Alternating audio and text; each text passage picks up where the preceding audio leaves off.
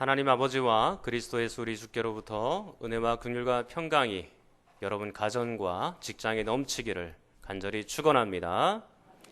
도대체 이단을 어떻게 막아내야 될까요?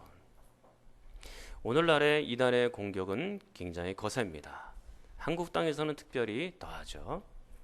그런데 이 이단들을 막아낼 수 있는 유일한 원칙은 다시 성경으로 돌아가야 되는 일뿐입니다. 오직 성경이죠. 그래서 성경을 통하여 이단을 어떻게 막아낼지 그것을 우리가 보고 있는 중입니다. 첫 번째로 11절 말씀 보시면 오직 너 하나님의 사람아 이것들을 피하라 그렇게 되어 있습니다. 피하라고 했죠. 무엇을 피하는 것입니까? 3절부터 10절 사이에 있는 것들을 피해야 되는 것이죠. 이단들의 다른 교훈, 그리고 바르지 못한 교훈, 경건을 이익의 재료로 삼는 그들의 모습, 그리고 부를 탐하는 그들의 모습, 이 모든 것들을 피하여야 한다라고 말합니다.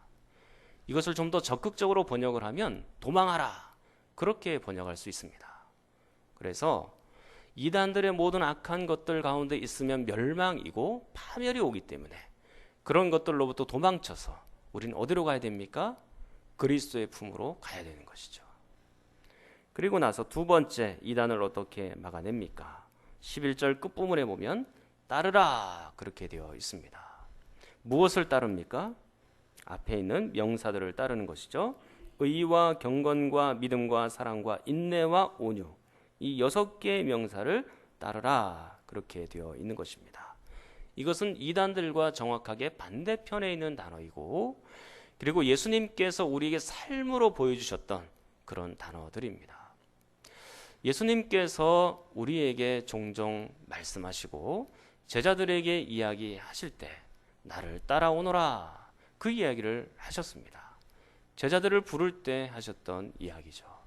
그렇기 때문에 제자의 조건은 뭐냐? 따르는 것입니다. 예수님을 따르는 것이 바로 제자의 조건인 것이죠. 사랑하는 성도 여러분, 예수님만 제대로 따를 수 있다면 오늘날의 수많은 이단들을 제대로 막아낼 수 있을 것입니다. 그렇기 때문에 예수님께서 어떻게 말씀하셨나? 예수님이 도대체 어떤 생각을 하시고 있나? 그것을 아는 것은 매우 중요한 것입니다. 그것을 알려면 어떻게 해야 돼요? 성경으로 다시 돌아가야 되는 겁니다. 예수님이 우리에게 어떻게 말씀하셨는지를 알아봐야 되는 것입니다. 많은 분들이 저에게 이렇게 얘기하곤 합니다. 목사님, 목회 꼭 성공하세요. 그렇게 기도하고 있습니다. 저의 목회의 성공의 기준은 뭘까요? 우리 교회가 1000명이 되고 2000명이 되는 게 목회 성공의 기준이라고 저는 그렇게 삼지 않습니다. 저의 성공의 기준은 뭐냐면 여러분들이 하나님의 말씀을 사랑하게 되는 것, 그리고 여러분들이 하나님의 말씀을 읽는 것, 그리고 여러분들이 하나님의 말씀대로 살아가는 것, 그것을 저는 목회의 성공으로 보고 있는 겁니다. 결코 수적이나 양적으로 그런 것들을 판단하지 않고 오로지 여러분들이 얼마나 성숙한 삶을 살아내느냐, 그것을 저의 목회의 성공의 기준으로 삼고 있는 것이죠. 사랑하는 성도 여러분, 여러분들은 이 하나님의 말씀에 집중하여 이 하나님의 말씀을 읽고 이 말씀대로 따라가는 그런 성도들이 되기를 간절히 축원합니다. 이제 오늘은 이 이단들을 어떻게 막아내야 것인가? 세 번째, 네 번째를 보도록 하겠습니다. 세 번째, 12절 말씀, 믿음의 선한 싸움을 싸우라 그렇게 되어 있습니다. 이 싸우라는 말은요, 이미 오래전에 상고를 했었습니다. 디모데 후서 4장 17절 말씀에도 나오죠. 나는 선한 싸움을 싸우고 나의 달려갈 길을 마치고 믿음을 지켰으니 그렇게 말씀하고 있습니다. 사도 바울의 일생은 싸움의 연속이었어요. 선한 싸움이었죠. 사도 바울에게는 박해가 있었습니다. 예수 그리스도를 증거하고 전하는 동안에 여러 가지 핍박이 왔던 것이죠. 때로는 폭행을 당하기도 했고, 때로는 수치를 느끼기도 했고, 때로는 물에 빠져 죽을 뻔한 적도 있습니다. 복음을 전하다 돌에 맞아 죽을 뻔한 일도 있었죠.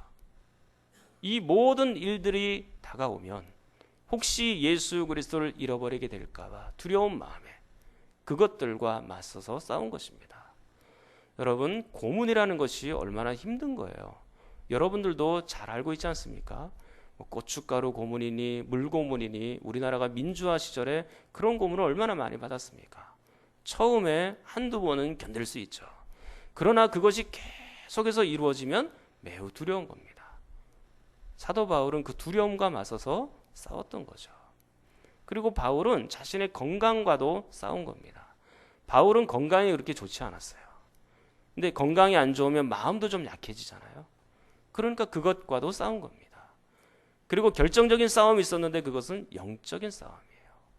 에베소서 6장 11절로 12절에 보면 마귀의 간계를 능히 대적하기 위하여 그렇게 나옵니다. 우리의 씨름은 혈과 육을 상대하는 것이 아니고 이 어둠의 세상 주관자들과 하늘에 있는 악의 영들을 상대함이라 그랬습니다.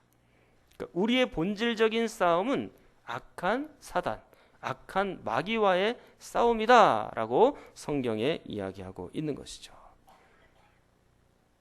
우리 바울의 마음을 격동시켜서 욕심이 들어오도록 만들고 탐욕이 들어오도록 만들 수도 있을 겁니다. 그런 욕심들과 사단의 공격을 막아내고 싸워나갔던 것이죠. 그래서 사도 바울은 인생의 선배된 입장에서 그리고 목회자의 선배된 입장에서 이 디모데 목회자에게 너도 선한 싸움을 싸우도록 해야 된다라고 권면하고 당부하고 있는 겁니다. 그런데 싸움은 싸움인데 어떤 싸움을 싸워야 되냐? 여러분 한번 수식어를 잘 보십시오. 믿음의 선한 싸움을 싸우라 그렇게 되어 있습니다. 그냥 싸움이 아닙니다. 믿음의 선한 싸움이죠. 왜 하필이면 믿음의 선한 싸움입니까? 이 믿음의 선한 싸움은요 계속해서 강조가 되고 있는 바입니다. 그럼 10절을 한번 보십시오. 자, 10절 여러분이 한번 읽겠습니다. 시작.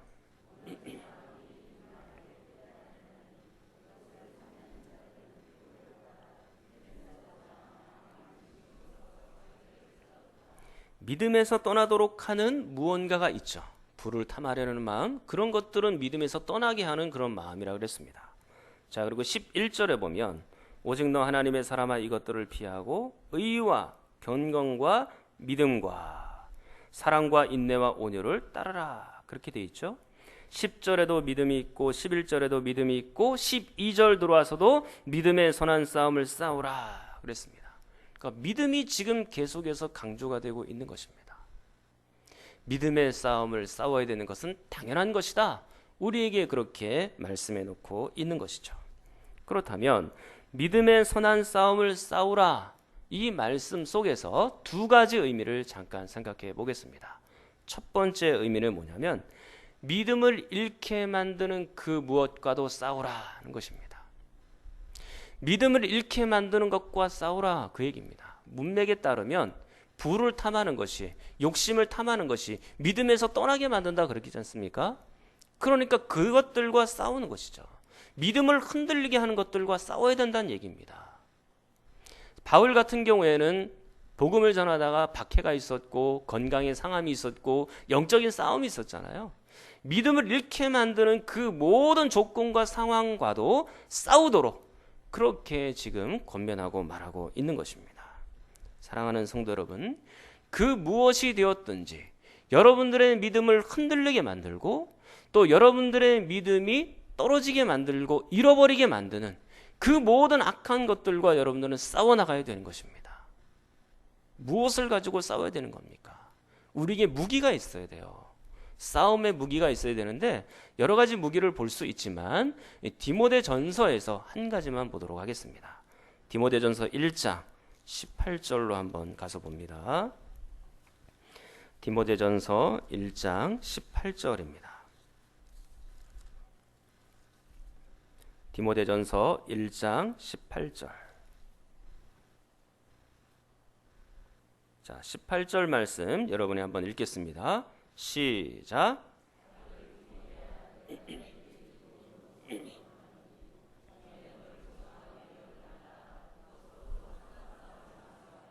자, 여기서도 선한 싸움을 싸우며 그렇게 되어 있죠. 근데 그 앞부분에 보면 이 교훈으로서 그리고 전에 너를 지도한 예언을 따라 그랬으니까 이것은 바로 예수 그리스도의 복음, 또 다른 말로는 성경, 또 다른 말로는 하나님의 말씀. 그 하나님의 말씀으로서 선한 싸움을 싸우라, 그렇게 되어 있는 것입니다. 하나님의 말씀을 갖추어야 여러분들은 진정한 싸움의 무기를 갖추고 있는 것이죠. 사랑하는 여러분, 여러분들은 하나님의 말씀으로 잘 무장될 수 있기를 바랍니다. 그리고 두 번째, 믿음의 선한 싸움을 싸우라. 이 말의 의미는 믿음으로 싸우라는 얘기입니다. 그러니까 또 하나의 무기가 있는데 그것은 바로 무엇이라고요? 믿음이라고 얘기하는 겁니다. 자, 18절 계속해서 보면 1장 18절 끝부분에 선한 싸움을 싸우며 그렇게 되어 있고 19절로 넘어오면 어떻게 되어 있습니까? 믿음과 착한 양심을 가지라, 그렇게 되어 있죠. 그러니까 믿음을 가지고 싸우라, 그 얘기입니다.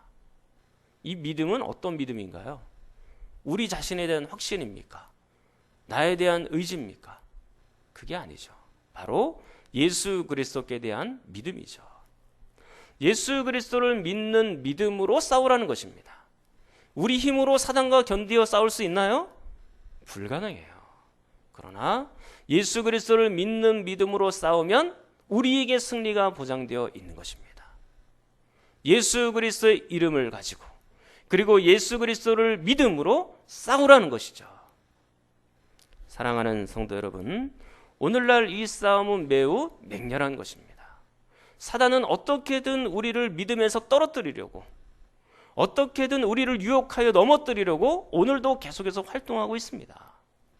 우리가 구원에서 탈락되지 않는다는 것을 사단이 잘 알고 있으면서도 우리에게 계속해서 찔러보고 와서 또 유혹하고 와서 우리를 또 협박하기도 하고 우리를 핍박하기도 하는 겁니다. 때로는 이단을 동원할 수도 있고, 또 때로는 욕심을 격동시킬 수도 있고, 우리의 자존심을 터치할 수도 있고, 또 인간관계에서 손해를 보게 할 수도 있고, 또 물질적인 면에서 손해를 보게 할 수도 있습니다. 그러나 사단에게 속지 마십시오. 어쨌든 여러분들을 그 믿음에서 떨어뜨리려고, 끌어내리려고 용을 쓰고 애를 쓰는 그 사단의 모습을 여러분들이 기억해야 되는 겁니다. 저는 여러분들이 이 믿음으로 승리할 수 있기를 축원합니다. 예수 그리스도를 믿는 믿음으로 반드시 예수 그리스도와 함께 승리하는 여러분이 되기를 간절히 축원합니다. 이단을 막아내는 방법, 이제는 네 번째입니다. 다시 디모데전서 6장 12절로 돌아옵니다. 네 번째는 어떻게 되어 있습니까? 영생을 취하라, 그렇게 되어 있죠. 이 취하라는 말은요, 붙잡다, 그런 단어입니다. 이게 실감이 좀 잘 안 나니까 성경을 찾는 것이 좋을 것 같아요. 자, 마태복음 14장 31절입니다. 마태복음 14장 31절.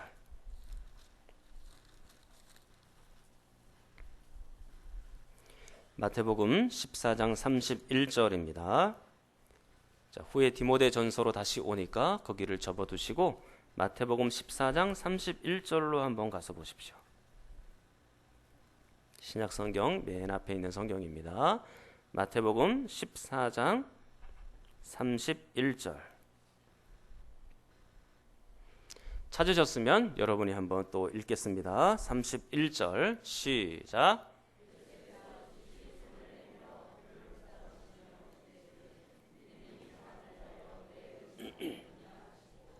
자, 지금 베드로가 물에 빠져 있죠? 자, 그런데 그 물에 빠질 때 이제 예수님께서 즉시 손을 내밀어 그를 붙잡으시며 그랬죠. 이 붙잡다라는 단어가요, 원문으로 보면 취하다라는 단어와 똑같은 단어인 겁니다. 이게 마가복음 8장 23절에서도 예수께서 소경의 손을 붙드시고 그렇게 되어 있습니다. 그 붙들다는 말 역시 디모데전서 6장 12절에 취하다라는 단어와 같은 거예요. 히브리서 2장 16절에도 이는 실로 천사들을 붙들어 주려 하심이 아니요 오직 아브라함의 자손을 붙들어 주려 하심이라. 여기서 붙들다는 말. 그렇다면 여기서 이 취하다가 얼마나 강력하게 꼭 붙들고 있어야 하는지를 우리에게 말씀해 놓고 있는 것이죠. 사랑하는 여러분, 그런데 한번 잘 생각해 보십시오. 무엇을 붙들고 무엇을 취하여야 되는 것입니까? 오늘 디모데전서 6장 12절에 의하면 뭘 취하고 뭘 붙들라고요? 영생을 취하라. 영생을 붙들어라. 그렇게 말씀하고 있죠. 근데 엄밀히 따져보면 우리 스스로 영생을 붙들 수 있습니까? 내가 원하면 영생을 붙들 수 있고 내가 원하면 영생을 취할 수 있습니까? 내 힘과 능력으로 영생을 얻을 수 있습니까? 가능합니까? 불가능하죠. 우리가 영생을 얻는 방법은 뭐예요? 오직 하나님의 은혜밖에 없는 거예요. 하나님이 우리에게 영생을 선물해 주어야 그때 비로소 우리는 영생을 받게 되는 것이죠. 그런데도 불구하고 오늘 사도 바울은 뭐라고 표현을 했어요? 영생을 취하라. 영생을 붙잡아라. 마치 우리가 붙잡을 수 있는 것처럼 그렇게 표현을 했죠. 왜 그랬을까요? 강조형입니다. 하나님의 은혜로 너희에게 영생이 주어졌으니, 그리고 예수 그리스도를 믿음으로 너희에게 영생이 주어졌으니 너희들은 영생 안에서 살아라. 그 얘기입니다. 그리고 그 영생을 평생 놓치지 말고 살아라. 그렇게 우리에게 말해놓고 있는 것입니다. 계속해서 12절 말씀 보도록 하겠습니다. 디모데전서 6장 12절이죠. 다시 돌아옵니다. 영생을 취하라. 이를 위하여 내가 부르심을 받았고, 그렇게 나오죠. 이는 바로 그 앞에 있는 영생을 받는 것이죠. 즉 영생을 위하여 내가 부르심을 입었다라는 것입니다. 이것은 디모데의 사명을 표현하고 있는 것입니다. 디모데가 부름받은 이유가 뭐예요? 영생을 위하여 부름받았다라는 얘기입니다. 본인도 영생을 받고 많은 믿지 않는 다른 사람들도 영생을 얻도록 하는 일에 대하여 이 디모데가 부름을 받았다는 얘기예요. 그렇기 때문에 영생을 얻을 때는 예수 그리스도를 선포해야 되는 것이니까 예수 그리스도를 선포하는 일에 있어서 부름을 받은 것이죠. 그렇기 때문에 12절을 다시 한번 봅니다. 영생을 취하라. 이를 위하여 내가 부르심을 받았고 많은 증인 앞에서 선한 증언을 하였도다. 그렇게 말씀하고 있습니다. 많은 증인들 앞에서 선한 증언을 하였죠. 많은 분들은, 어떤 학자들은 이것을 크게 보면 두 가지로 해석을 하는데요. 사도 바울이 세례를 받을 때 많은 증인들 앞에서 공적으로 신앙 고백을 했을 것이다. 그렇게 해석하는 사람이 있고요. 두 번째 해석은요, 아니다. 그 디모데가 목사 안수를 받을 때 그때 이 많은 사람들 앞에서 신앙의 고백을 했고, 그리고 그 뒤로 영생을 위하여 또 복음을 위하여 살기로 다짐한 것이다. 그렇게 말하는 분도 있습니다. 디모데가 어쨌든 뭐 세례를 받을 때든지 아니면 목사 안수를 받을 때든지 상관이 없이 중요한 건 뭐예요?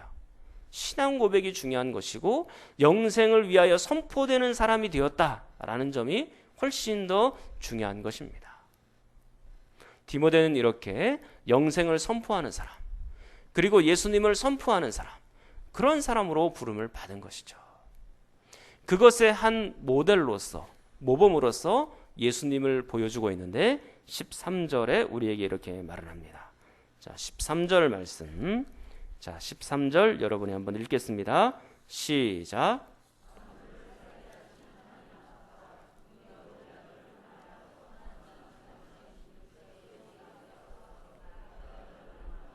그렇습니다. 선한 증언을 하신 그리스도 예수, 그분이 디모데에게는 모범이에요. 예수님처럼 너도 이제는 많은 사람들 앞에 선한 증언을 하고 또 믿지 않는 사람들에게도 이 선한 증언을 하면서 살아가는 그런 사람이 되도록 권면하고 있는 것이죠. 이것은 누가 봐도 예수님의 십자가 죽음을 연상할 수 있는 그런 문장입니다. 여러분, 우리가 사도신경으로 신앙 고백을 할 때마다 외치는 인물이 있죠. 그 인물이 누구인가요? 본디오 빌라도에게 고난을 받으사, 그렇게 되어 있죠. 이 본디오 빌라도는요, 로마의 총독입니다. 당시의 유대 땅은 로마의 압제 아래 있었고 식민지로 있었죠. 그래서 로마에서 유대 땅을 다스리도록 총독을 파송을 합니다. 그때 예수님 당시에 파송됐던 사람이 바로 본디오 빌라도죠. 이 본디오 빌라도가 총독으로서 해야 되는 일은 뭐냐면 그 유대 땅을 잘 다스리는 거예요. 그래서 밀란이 없고 구테타가 없고 그리고 로마를 향하여서 반격하지 않도록 그 땅을 잘 다스리는 일을 했던 것이죠. 그런데 당시에는 예수님 때문에 사회가 시끌시끌하던 그런 상황이에요. 그래서 유대의 고위공직자들은 그 예수님을 매우 싫어했고 또 인기를 다 빼앗기니까 마침내 이 예수님을 잡아다가 누구에게로 데려간 거예요? 본디오 빌라도에게로 데려간 겁니다. 본디오 빌라도는요, 생사 여탈권을 갖고 있는 사람이에요. 재판을 내서 이 사람을 죽일 수도 있고 살릴 수도 있는 그런 권한을 갖고 있는 재판장의 기능까지 했던 겁니다. 그런데 수많은 군중과 그리고 이 유대의 지도자들이 와서 뭐라고 얘기를 하냐면 이 예수님을 처형하십시오라고 막 소리를 지르는 겁니다. 본디오 빌라도는 그 모습을 보고 처음에는 예수님을 놓아주려고 했어요.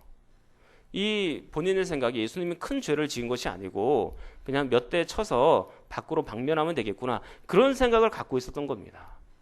그런데 군중들의 위력 앞에 그리고 많은 고위 공직자들이 그 예수님을 죽이라고 소리치고 애를 쓰니까 혹시 자신의 정치적인 입지에 영향을 주고 그리고 혹시 자신의 승진에 영향을 주게 될까 봐 본디오 빌라도는 어떤 선택을 한 겁니까? 예수님을 처형하기로, 죽이기로 그렇게 결단을 한 겁니다. 바르지 못한 판단을 한 거죠. 그 주변에 예수님의 편이 되는 사람은 거의 없었어요. 그저 힘없는 여자들 몇 명이서 예수님을 따라갈 뿐이었죠. 그 위급한 순간에서도 예수님은 흔들리지 않고 선한 증언을 하였던 겁니다. 어떤 선한 증언을 했을까요? 마가복음 15장 1절로 2절의 증언은 이렇습니다. 새벽에 대제사장들이 즉시 장로들과 서기관들 곧 온 공회로 더불어 의논하고 예수를 결박하여 끌고 가서 빌라도에게 넘겨주니 빌라도가 묻되 내가 유대인의 왕이냐? 예수께서 대답하여 가라사대 내 말이 옳도다 그랬습니다. 어떻습니까? 예수님의 선한 증언에는 한치의 흔들림이 없습니다. 예수님은 유대인의 왕이냐 물을 때 그렇다, 선한 증언을 하였습니다. 성도들의 왕 그리고 온 우주 만물의 왕이신 예수 그리스도 자신이 전혀 요동함이 없이 흔들림이 없이 선한 증언을 했던 겁니다. 목숨과 생명이 경각에 달린 그 순간에서도 선한 증언을 놓치지 않았죠. 하나님 앞에서, 본디오 빌라도 앞에서 그 선한 증언을 계속해서 했던 것입니다. 그런 것처럼 디모데야, 너도 예수님을 닮아서 선한 증언을 하면서 여기까지 살아왔구나. 고맙다. 앞으로 네가 어떤 어려움과 어떤 유혹이 있을지 모르겠으나 그러나 계속해서 선한 증언을 하면서 그렇게 살아가려무나. 그렇게 말하는 겁니다. 사랑하는 성도 여러분, 디모데의 사명은 영생을 위하여 또 선한 증언을 위하여 부르심을 받은 겁니다. 예수님을 닮아서 선한 증언을 하면서 영생을 전파하면서 그렇게 살아가야 했던 것이죠. 저는 여러분들에게 한번 묻고 싶습니다. 여러분들의 사명은 무엇입니까? 단순히 이 땅에서 먹고 사는 것입니까? 자녀들 잘 키우고 여러분들만 안락하게 살면 되는 것입니까? 하나님을 적절하게 이용해서 여러분들이 이 땅에서 아무런 근심 없이 고민 없이 그렇게 살면 되는 겁니까? 여러분의 사명은 뭔가요? 저는 여러분의 사명이 디모데와 같기를 바랍니다. 여러분들의 사명은 영생을 위하여 그리고 여러분들의 사명은 선한 증언을 위하여 그렇게 살아갈 수 있기를 축원합니다. 흔들림 없이 그리고 꿋꿋하게 여러분의 믿음을 지키면서 마지막까지 그렇게 달려가야 되는 것이죠. 우리는 아직 14절 말씀을 보지 못했습니다. 자, 이 14절 말씀을 통하여 결론을 내도록 하겠습니다. 자, 14절을 여러분이 읽겠습니다. 시작.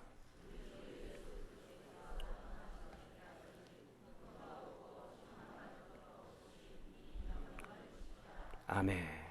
그리스도께서 재림하실 때까지 흠도 없고 책망받을 것도 없이 이 명령을 지키라. 이게 얼마나 준엄한 명령이에요. 그리스도의 재림을 걸고 명령하고 있는 것이니까요. 근데 이것을 역으로 한번 생각해 보십시다. 만약에 너희가 이 명령을 지키지 않는다면 너희는 그리스도께서 나타나실 때 책망받을 수밖에 없다라고 말하는 것입니다. 너희가 만약에 믿음의 선한 싸움을 싸우지 않는다면, 영생을 취하여 꼭 붙들고 살지 않는다면, 그 영생을 많은 사람들에게 선포하지 않는다면, 예수 그리스도를 다른 사람들에게 소개하여 그들도 영생을 얻게 할 기회를 얻게 하지 않는다면 너희들에게 뭐가 있을 거라고요? 책망이 있을 거라고 이야기를 하고 있는 거예요. 사랑하는 여러분, 그리스도께서 오실 때 여러분들은 어떤 자리에 있기를 원하십니까? 책망의 자리에 있기를 원하십니까? 칭찬의 자리에 있기를 원하십니까? 그렇다면 디모데의 사명이 여러분의 사명이 되어야 되는 것입니다. 여러분의 영생을 위하여 믿음의 선한 싸움을 싸우고, 그리고 많은 사람들에게 예수 그리스도를 증거하는 선한 증언으로 많은 사람을 살려내고 여러분들의 영혼을 끝까지 믿음 가운데 지킬 수 있는 그런 사람들이 되기를 간절히 축원합니다. 우리 통성으로 함께 기도하겠습니다. 하나님 아버지, 오늘도 우리가 믿음의 선한 싸움을 합니다. 때론 핍박도 있고 건강도 잃고 달콤한 유혹이 내 앞에 놓여 있을 수도 있습니다. 그러나 믿음을 잃게 만드는 그 어떤 악한 공격에서도 승리할 수 있도록 우리를 도와주시옵소서. 영생을 위하여 싸우는 존재, 영생을 전파하고 예수님을 전파하는 믿음의 사람이 되게 하여 주시옵소서.